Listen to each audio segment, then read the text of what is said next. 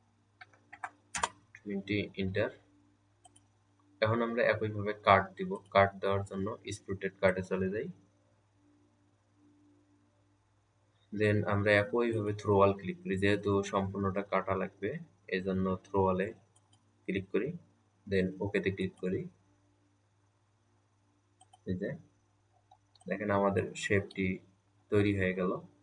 এখানে যে শেপটি আছে একই শেপ আমরা তৈরি করে ফেলেছি। তো এই ছিল আজকের টিউটোরিয়াল।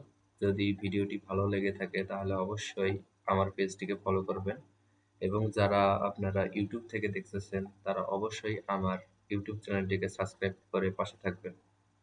এরকম আরও নিত্য নতুন ডিজাইনিং ভিডিও পেতে অবশ্যই আমার সাথেই থাকুন।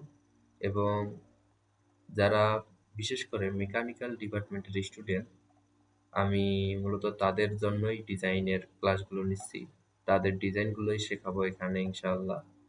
তো আজকের ভিডিও এই পর্যন্ত। ধন্যবাদ সকলকে।